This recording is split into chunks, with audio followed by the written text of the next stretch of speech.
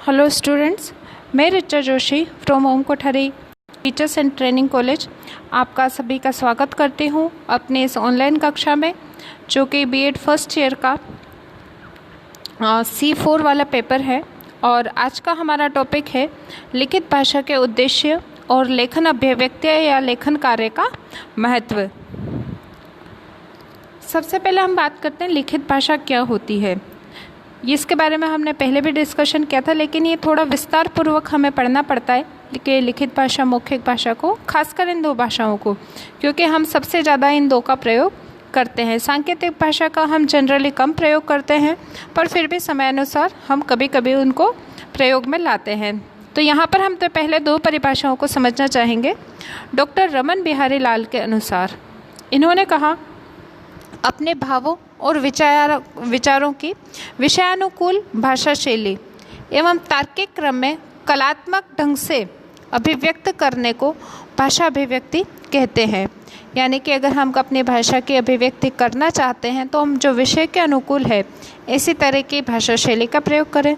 दूसरा, वो एक तार्किक क्रम में होना चाहिए और कलात्मक ढंग से अभिव्यक्त करने की कला हम में होनी चाहिए। कुल मिलाकर अगर आप भाषा की जो परिभाषाएं देखोगे तो उसमें भाव और विचार ये, और एक जो आपको यहाँ पर दिख रहा है अभिव्यक्ति, तो ये तीन जो शब्द हैं ये आपको बहुत ही ध्यान रखने हैं कि जब भी भाषा की बात होती है तो हमारे भाव और विचार, इनको हम जो विषय है उसके अनुकूल की जो भाषा शैली है, यानी कि जो विषय हम पढ़ा रहे हैं उसके अनुकूल उसकी भाषा की शैली हो। फिर हम किसका ध्यान रखें? तार्किक क्रम का ध्यान रखें, और इसी को हम जब कलात्मक ढंग से अभिव्यक्त करते हैं तो उसे भाषा की अभिव्यक्ति कहते हैं। अब बात आती है कि लिखित भाषा का क्या महत्व है। तो यहाँ पे आप दूसरी परिभाषा देखिए, अंग्रेजी विद्वान है वेकन, इन्होंने कहा था, बोलना मनुष्य को पूर्णता पहुँचाता है, लेकिन आदमी को लिखना आदमी को परम शुद्ध बनाता है। जब हम लिखते हैं तो हम परम रूप से शुद्ध, जो भाषा की शैली होती है हमारी, उसमें गलतियां नहीं होती, मिस्टेक करने की हम कोशिश नहीं करते, होती है तो हम उसे इम्प्रूव करते हैं, सुधारते हैं। तो जब हम बोलते हैं तब हम इन बातों का ध्यान नहीं रखते, लेकिन जब हम लिखते हैं तब हम निश्चित रूप से उसका ध्यान रखते हैं। ऐसा क्यों? क्योंकि बोलते समय वहाँ पर कोई गोला लगाने नहीं आएगा।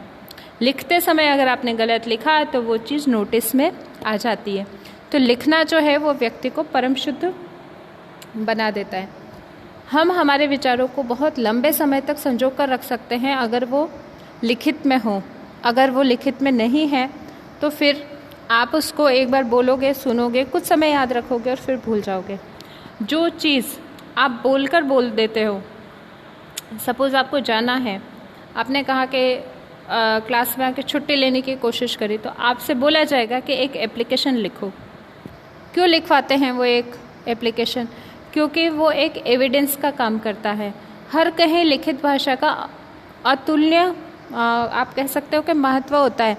आप किसी से भी कह दीजिए कि ये चीज़ रिटर्न में लिख के दे दो, वो कभी नहीं देगा आपको। जहाँ तक वो 99.99% भी अगर सही है तो भी वो आपको लिख कर नहीं देता। क्यों नहीं देता? क्योंकि लिखित भाषा में जिम्मेदारी होती है, जवाबदेही होती है, और जो लिखित भाषा है वो चीज़ों को पूर्णता प्रदान कर देता है। इसलिए लोग कोई भी चीज़ ब्लैक एंड वाइट में देने में डरते हैं। ब्लैक एंड वाइट का मतलब है रिटर्न में लिख कर देना। तो लिखित भाषा का बहुत ज़्यादा महत्व होता है, और लिखित भाषा मनुष्य को कैसा बनाती है? परम शुद्ध बना देती है। अब हम आते हैं लिखित अभिव्यक्ति के उद्देश्य क्या होते हैं। लिखित अभिव्यक्ति बोलते हैं, लिखित भाषा बोलते हैं, एक ही बात है। अभिव्यक्ति का मतलब है कि हमने उसको लिखकर अभिव्यक्त कर दिया। छात्रों में सुपाठ्य लेख लिखने की योग्यता विकसित करना। हमें पता है जब बच्चे लिखने सीखते हैं तब उन्हें सारी मात्राओं का ज्ञान नहीं होता। उनको हिंदी भाषा बहुत ज़्यादा कठिन भी लगती है, क्योंकि मात्राएं, बिंदी, अनुस्वार, चंद्र बिंदु, आदा, हलंत, उनको समझ में नहीं आता कि इतनी सारी चीज़ें कहाँ से आ जाती हैं। जबकि जब वो अंग्रेजी भाषा का अध्ययन करते हैं तो उनको लगता है यार ये अच्छा है, स्पेलिंग को याद करो और छुट्टी, इसमें कोई प्रॉब्लम ही नहीं होती। लेकिन अगर आप ध्यान से देखेंगे तो हिंदी भाषा पूर्णतया मनोवैज्ञानिक भाषा है। उसका हर पंचम वर्ण आपको बताता है कि यहाँ पर अनुस्वार का प्रयोग होगा। उससे पहले वो घोष है या अघोष है, कहाँ पर कितना फ्रिक्शन लगता है, कहाँ पर कितना ज़ोर देना है, हर चीज़ का आपको एक सटीक रीज़न मिलेगा, एक सटीक आपको उसका व्याख्यान मिलेगा कि ऐसा यहाँ पे है तो क्यों है।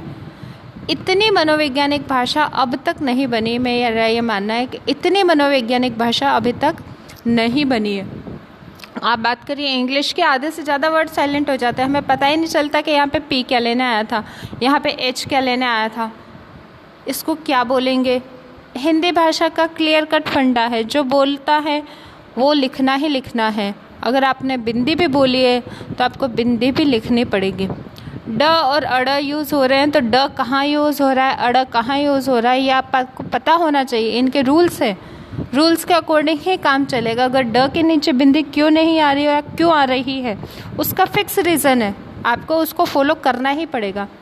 कुल मिलाकर हम ये कह सकते हैं कि हिंदी पूर्णतया मनोवैज्ञानिक भाषा है, पूर्णतः वैज्ञानिक भाषा है। सही प्रकार से सीखने के लिए अगर आप कहो कि कौन सी भाषा बच्चे को पूर्णतः मनोवैज्ञानिक स्तर पर लाती है और किसका पूरी तरीके से एक भाषा पर बहुत अच्छा प्रभुत्व माना जाता है, तो हिंदी भाषा का माना जाता है। लेकिन ये हमारे जो राष्ट्र है इसकी विडंबना ही है कि हम हिंदी भाषा को उतना महत्व दे नहीं पा रहे। फिर है नेक्स्ट पॉइंट, छात्रों को लिपि, शब्द, मुहावरे, लोकोक्ति आदि का ज्ञान करवाना। हमारे यहाँ पे बहुत सारे मुहावरे चलते हैं, बहुत सारी लोकोक्तियाँ चलती हैं, कहावतें चलती हैं, उन सब का ज्ञान होना चाहिए। लिपि का हमें पता है कि हम जो हिंदी भाषा का प्रयोग करते हैं ये देवनागरी लिपि में लिखी जाती है, तो उसकी लिपि कैसी है उसका आपको पता होना चाहिए। जो लिपि का मतलब लिखने का तरीका उसको क्या है ये हमें पता होना चाहिए। फिर नेक्स्ट है ध्वन्यात्मक शब्दों को लिपिबद्ध करते हुए प्रसंग के अनुसार आवश्यक गति से लिखने की योग्यता विकसित करना। यहाँ पे एक तो वर्ड आ रहा है आवश्यक गति से। आवश्यक गति है कि आपको मान लो एक बच्चे को एक पेज लिखवाना है तो वो पेज वो कितनी देर में लिख के दे, 10 मिनट, 15 मिनट, आधा घंटा या दिन भर, क्योंकि बच्चों में हैबिट होती है। अगर उनकी टाइम लिमिट नहीं बांधी, उनकी स्पीड टाइम पे नहीं बढ़ाई तो वो आगे नहीं बढ़ते। आपको पता होगा बहुत सारे बच्चे आप जो मुझे सुन रहे हो उनमें से कितनों का पेपर छूट जाता है। क्यों छूट जाता है? लिखने की गति धीमी है, स्लो राइटर है, इसलिए पेपर छूट जाता है। तो स्लो राइटर होने की क्या वजह है कि उनका आवश्यक समय पर ध्यान नहीं दिया गया कि उनको लिखने की स्पीड को बढ़वाया जाए। तो जो ध्वन्यात्मक शब्द होते हैं यानी कि हम ध्वनि के माध्यम से जिनको सुन रहे हैं उनको लिपिबद्ध करें, यानी कि उन्हें लिखें। कैसे लिखें? प्रसंग के अनुसार। और गति कैसी होनी चाहिए? गति वैसी होनी चाहिए जो कि आवश्यक है। इस प्रकार से लिखना सिखाना ये लिखित भाषा का उद्देश्य है। फिर है नेक्स्ट पॉइंट, छात्रों को शुद्ध वर्तनी, वाक्य निर्माण, वाक्य की रचना, विराम चिन्ह आदि का ज्ञान करवाना। तो हमारी जो हिंदी भाषा है उसमें हम जानते हैं कि हमारी जो वर्तनी होती है, वर्तनी यानी शुद्ध तरीके से लिखना, वाक्य का निर्माण यानी कि वाक्य बनाना, वाक्य की रचना करना अलग अलग तरह की। फिर है विराम चिन्हों का प्रयोग, कहाँ पे पूर्ण विराम आएगा, कहाँ पे अल्प विराम आएगा, कहाँ इन्वर्टेड कोमाज आएंगे, कहाँ पर हम कहेंगे कि क्वेश्चन मार्क आएगा। इन सब के बारे में जो नॉलेज देना है वो किसका दायित्व है? जब लिखित अभिव्यक्ति हम सिखाते हैं उसका उद्देश्य है। फिर है अनुलेख, श्रुतलेख और सुलेख लिखने में निपुण बनाना। 3 तरह के लेख की बात हुई है। तो सुलेख क्या होता है? देखकर सुंदर सुंदर तरीके से लिखना। श्रुतलेख कोई बोलता जा रहा है और आप लिखते जाओ, और अनुलेख आप देखकर उसको लिखने की कोशिश करो। अनु का मतलब उसके अनुसार लिखने की कोशिश करो। अनु और लेख अनुसार लिखने की कोशिश करें। श्रुतलेख जब आपको डिक्टेशन करवाई जा रही है, और सुलेख यानी कि सुंदर राइटिंग में लिखने की कोशिश करवाना। इसमें निपुण बनाना है हमें बच्चों को कि लिखित अभिव्यक्ति उनकी अच्छी हो। फिर नेक्स्ट पॉइंट है छात्रों को उपयुक्त अनुच्छेद बनाकर सुंदर, स्पष्ट एवं सुडोल अक्षर लिखने में निपुण बनाना। सब मोतियों की तरह अक्षरों में नहीं लिख सकते, सबकी राइटिंग एक जैसी नहीं हो सकती, सब सुंदर लेख नहीं लिख सकते। तो फिर क्या? बच्चे ऐसा लिखें जो साफ हो, स्पष्ट हो, रीडेबल हो, हम पढ़ें तो हम वो पढ़ा जाए, ऐसा होना चाहिए, वही सुंदर राइटिंग है। इसलिए अक्षर बहुत बड़े बड़े होने नहीं चाहिए, बहुत छोटे छोटे नहीं होने चाहिए, वो ऐसे होने चाहिए जो सुडोल दिखे, यानी कि एक लाइन में जितने अक्षर आने चाहिए उतने ही लिखे। कुछ बच्चे उसमें छोटे छोटे लिखने देते हैं, कुछ बच्चे बहुत बड़ा बड़ा लिख देते हैं। तो राइटिंग पे बचपन से ध्यान दिया जाना चाहिए कि बच्चे, और अनुच्छेद बनाकर, अनुच्छेद का मतलब है कि पर्टिकुलर पैराग्राफ बनाकर और उसको बहुत अच्छे से लिखने की कोशिश करें। तो ये बच्चों को सिखाना होता है। सिखाने के लिए जो टीचर है वो बहुत प्रयास भी करते हैं। अगर आपने छोटे कक्ष में देखा हो बालकों को, तो जो उनके टीचर होते हैं उनसे रेड लाइन करवाते हैं कि यहाँ पे रेड लाइन डाल दो, इसके बाद एक लाइन छोड़ दो, यहाँ पे मार्जिन लो, यहाँ पे क्वेश्चन नंबर डालो, यहाँ पे लिखो, आंसर के बाद एक लाइन छोड़ दो, ताकि वो घिच-पिच ना हो जाए। बहुत ही अच्छी आजकल तो कॉपीज़ आती हैं इस तरह से 4 लाइन की, हिंदी के लिए 2 लाइन की, तो उसमें बच्चे बहुत ही सुंदर राइटिंग में लिख सकते हैं। फिर है छात्रों के शब्दकोश में वृद्धि करना, ताकि व्याकरण सम्मत शुद्ध भाषा का प्रयोग कर सकें। शब्दकोश में यानी कि शब्द भंडारण में वृद्धि होना अनिवार्य है। एक तरीके से बच्चों को जो जितनी स्पष्ट, साफ और अच्छी भाषा, प्रभावशाली भाषा का प्रयोग अगर बालक करना चाहता है अपने जीवन में, तो यह निश्चित रूप से आवश्यक है कि बालक का शब्द भंडारण बहुत अच्छा हो। अगर आपने शेक्सपियर के बारे में सुना हो, तो शेक्सपियर ज़्यादा पढ़े लिखे नहीं थे, लेकिन जो उनका शब्द भंडारण था वो बहुत अमेजिंग था। जहाँ पर आम राइटर 7 से 8 हज़ार शब्दों का प्रयोग करते थे, वो वहाँ पे 20 से 22 हज़ार शब्दों का प्रयोग कर लेते थे। इस वजह से जो उनकी शैली है वो अद्भुत मानी जाती थी, और आज वो पिता कहे जाते हैं किसके? इंग्लिश लिटरेचर के। तो ये क्यों? क्योंकि उनके शब्द भंडारण बहुत अच्छा था। तो हमें कोशिश करनी चाहिए बालक नित्य नए शब्द सीखें और उनका व्याकरण से सम्मत होकर, यानी कि व्याकरण की अनुमति के अनुसार, व्याकरण के सही हो उसके अनुसार उन भाषा का प्रयोग करें। फिर इसमें है छात्रों में सृजनात्मक बोध तथा तर्क शक्ति का विकास करना, जिससे उनमें स्वतः लेखन की प्रेरणा उत्पन्न हो सके। ये जरूरी है जो बालक में सृजनात्मक बोध यानी कि जो सृजनशीलता है, किसी चीज़ को खुद बनाने की जो कला है, उसकी तर्क की शक्ति है, उनका विकास हो, और स्वतः लेखन यानी कि वो खुद लिखने के लिए अभिप्रेरित हो सके। फिर है छात्रों में विषय के अनुकूल भाषा शैली, विचारों की तार्किक क्रम में अभिव्यक्ति का ज्ञान करवाना, यानी कि जो छात्र का विषय है, क्योंकि विषय अलग अलग हो सकते हैं, लेकिन कोई भी विषय पढ़ाने के लिए कोई ना कोई भाषा माध्यम ज़रूर बनेगी। मीडियम ऑफ इंस्ट्रक्शन या तो हिंदी होगा या इंग्लिश होगा। अमूमन हमारे यहाँ पे ये 2 ही चलती हैं। अगर आप उत्तर भारत से ही बिलोंग करते हैं तो ये हिंदी और इंग्लिश 2 भाषाएं ही मीडियम ऑफ इंस्ट्रक्शन में चलती। बाकी कहीं कहीं रीजनल लैंग्वेज चलती है, जैसे मराठी, गुजराती, तमिल, लेकिन ज़्यादातर अगर आप CBSE मीडियम से हैं तो हिंदी या इंग्लिश, और अगर आप उत्तर भारत के निवासी हैं तो भी हिंदी या इंग्लिश। तो जो भी आपका मीडियम ऑफ इंस्ट्रक्शन है, जो माध्यम है, उसमें विषय के अनुकूल आपकी जो भाषा शैली होनी चाहिए। दूसरा, विचार को तार्किक क्रम में, ये आपने पहले भी पढ़ चुके हैं कि उनको तर्क से रिलेटेड एक सीक्वेंस, सही सीक्वेंस बनाकर अभिव्यक्त करना आना चाहिए। सपोज करो कि बालक से कहा है कि आप एक निबंध लिखिए। निबंध किस पे लिखना है? कहीं आप घूमने गए हैं, उस पर निबंध लिखिए। अब इसके लिए आप बच्चों को घुमाने भी ले गए। अब बच्चा पहले एक लाइन में ये लिखे कि हम घूमकर वापस आते हैं रात को 10 बजे, हमने सुबह जाने का कार्यक्रम बनाया था। तो ये इसका तार्किक क्रम नहीं हो सकता। सबसे पहले तार्किक क्रम बनाना है तो हमने जाने की योजना बनाई। योजना बनाने के बाद हमने उसकी अनुपालना की, फिर हमने एक दिन निर्धारित किया, फिर हम उस दिन सुबह वहाँ पे इकट्ठे हुए, फिर हम सुबह पहुँचे, फिर हम कहीं पे जाने के लिए बस में या ट्रेन में या जिससे भी गए हों उसमें बैठे, फिर हमने रास्ते में ये किया, हमने खाया पिया, फिर हम हमारे डेस्टिनेशन पे पहुँचे। डेस्टिनेशन पे हमने ये गेम खेला, ये घूमा, ये किया, ये खाना खाया, नाश्ता किया, जो भी किया। उसके बाद हम निश्चित समय पे वहाँ से निकले। निकलने के बाद हम घर आए और हमें बड़ा अच्छा लगा। बच्चे शुरू में ये नहीं लग सकते कि हम पिकनिक गए थे, हमें बड़ा मज़ा आया। ये इसका तार्किक क्रम नहीं हो सकता। तो तार्किक क्रम ज़रूरी है। फिर नेक्स्ट पॉइंट है छात्रों को शब्दों, वाक्यों तथा उपवाक्यों का क्रम अर्थ के अनुकूल करने की जानकारी प्रदान करना।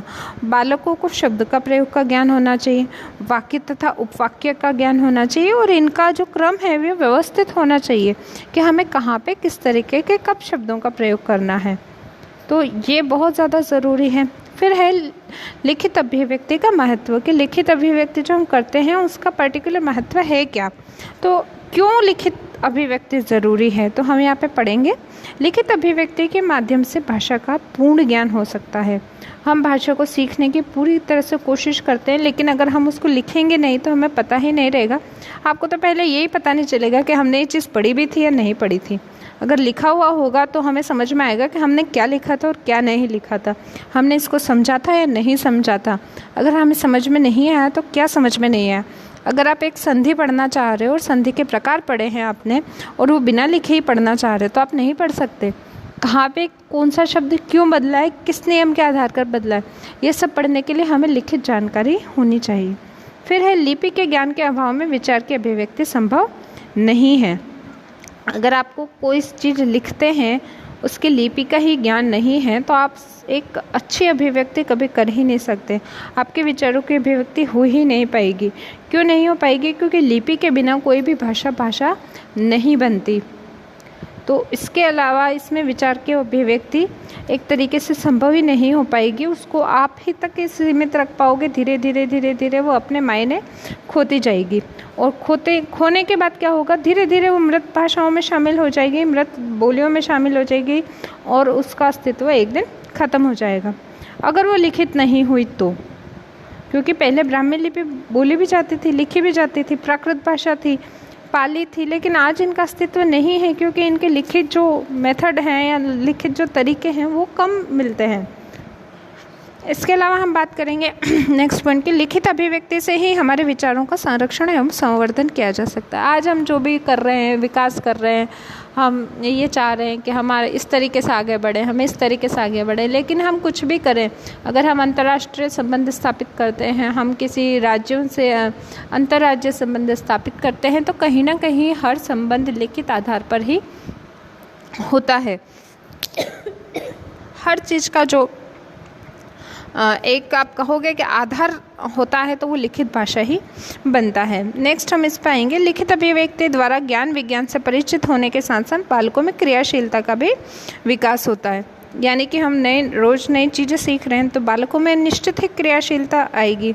प्राचीन साहित्य एवं इतिहास पढ़ने को और समझने के लिए, ज्ञान प्राप्त करने के लिए लिखित भाषा सहायक है। तो इस तरीके से जब हम अपने इतिहास को, हम हमारे साहित्य को समझना चाह रहे हैं तो लिखित भाषा में ही जो ज्ञान हमारे पास है हम उसी को ही पढ़ते हैं और उसी को ही हमारी आने वाली पीढ़ी को भी देके जाते हैं। लिखित अभिव्यक्ति मानसिक विकास, बौद्धिक विकास, चिंतन एवं मनन करने में उपयोगी है।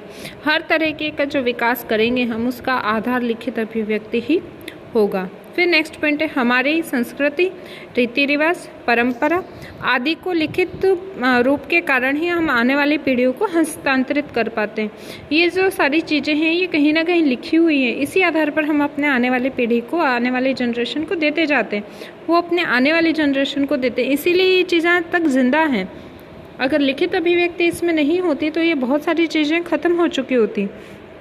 फिर है लेखन की दैनिक जीवन में अत्यधिक आवश्यकता होती है। हमें हिसाब किताब करना, आदेश निर्देश देना, सूचनाओं का आदान प्रदान, इन सभी कार्यों में लिखित भाषा की आवश्यकता होती है। हम इसका प्रयोग करते हैं इसलिए निश्चित रूप से आवश्यक है।